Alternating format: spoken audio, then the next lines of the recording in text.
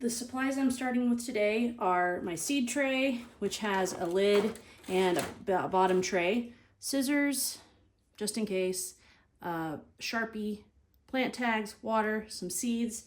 I've got my seed starting mix here, and just an old tub or bucket or bowl that you can mix the dirt with.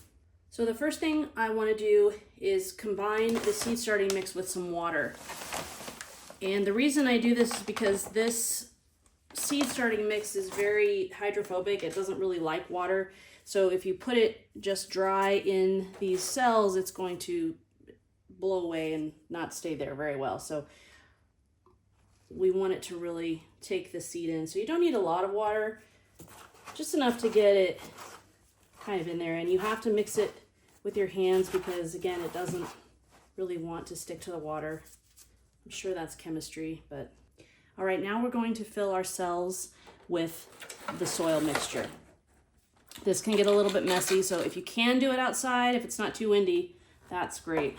So the way these work is you've got your bottom tray, and this is designed to hold water so that these cells can take up water through the bottom, and that's a better way to feed the seedlings because it makes the roots grow down.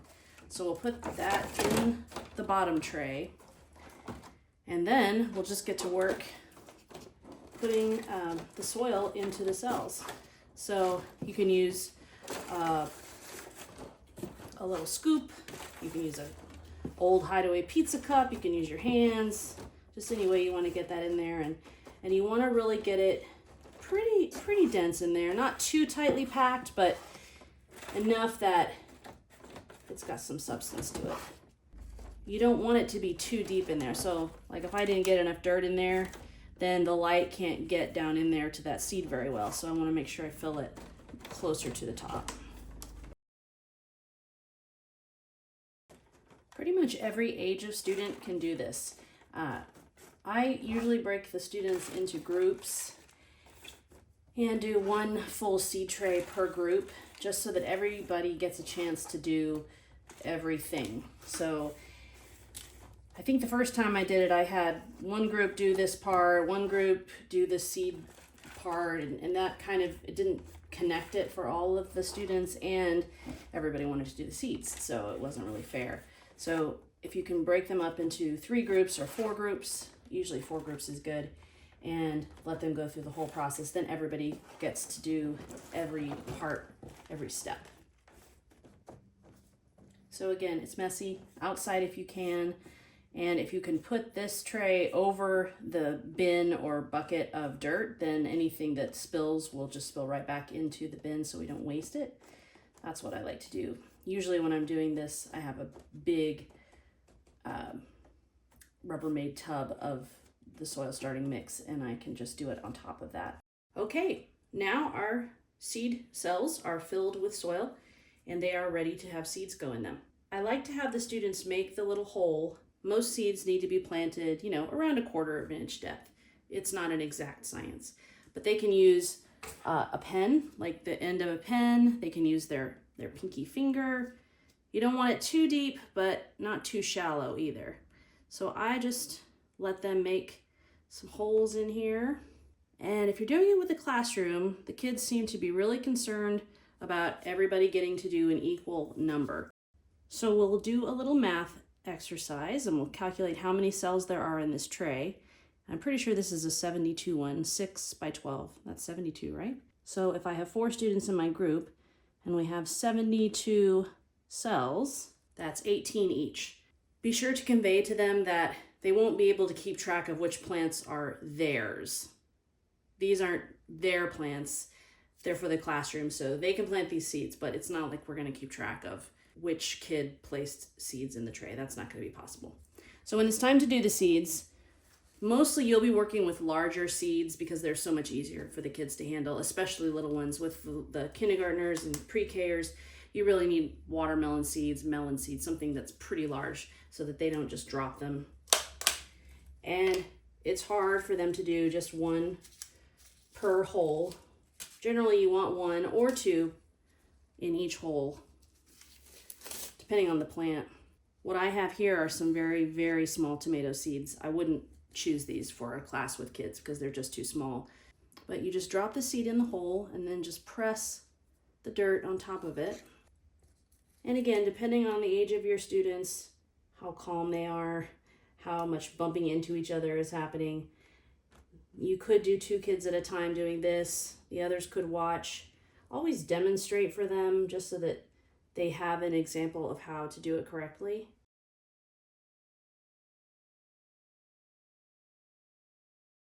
So now I have my seed tray filled with seeds. Now we have to label them. This is really important because we will not remember what we planted in these trays. I guarantee it.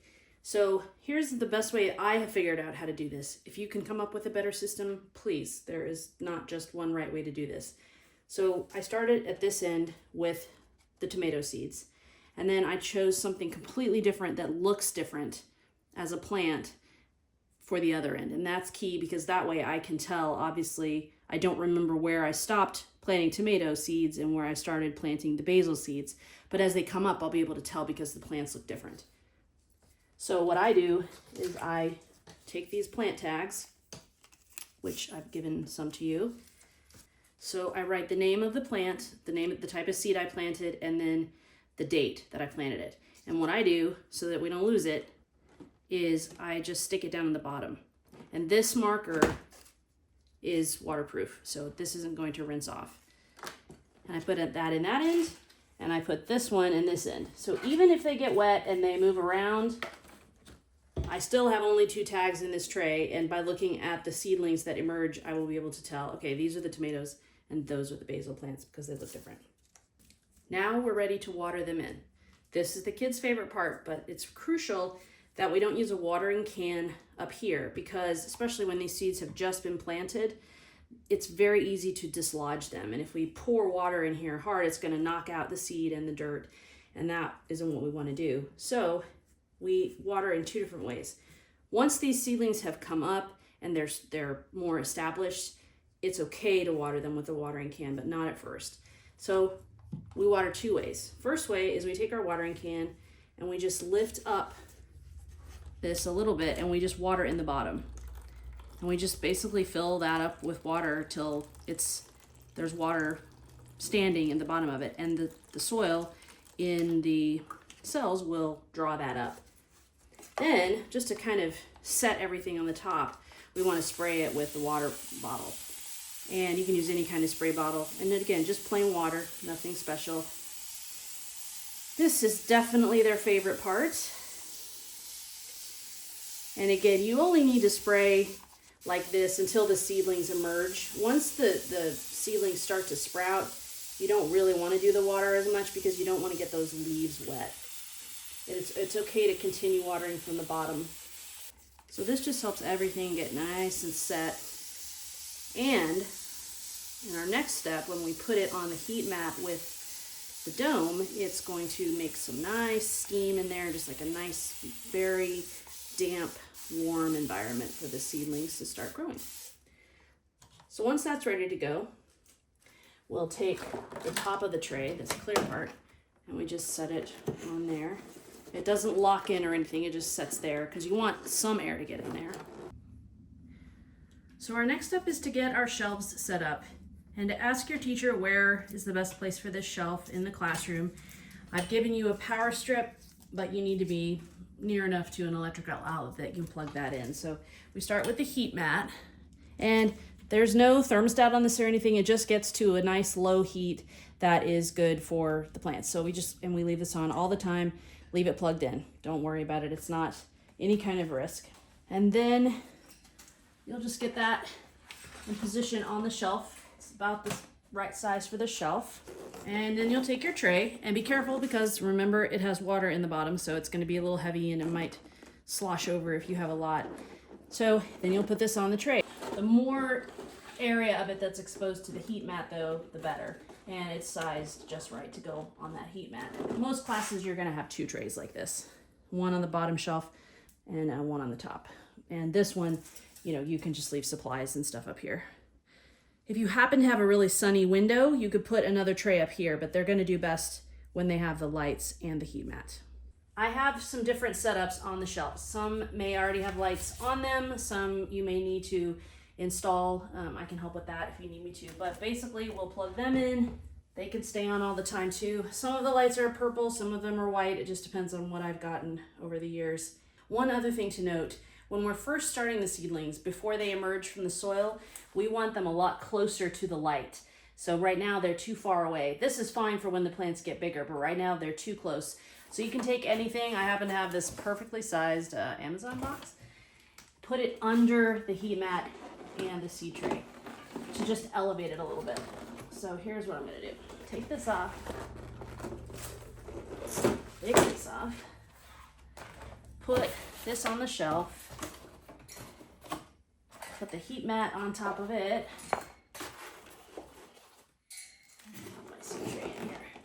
and you want it really close. Like if I could, I would get it even closer. Ideally, you know, you just want maybe an inch or a half an inch in between the light and the tray. So I may try to find another box to put it under there. But now as far as watering goes, there really isn't a lot that has to be done here. You want to check it and make sure that the soil is moist. So you can spray, the kids can spray this every day on top. But if they're going to water with the watering can, they just need to do that underneath. So just lift that up a little bit and water down in the bottom. And you can talk about the different kinds of plants. Some seedlings come out faster than others. You might see a squash or zucchini seed in 4 or 5 days, but a tomato might take longer. And as always, if you have any questions or need help with anything, just let me know. Thanks for doing this.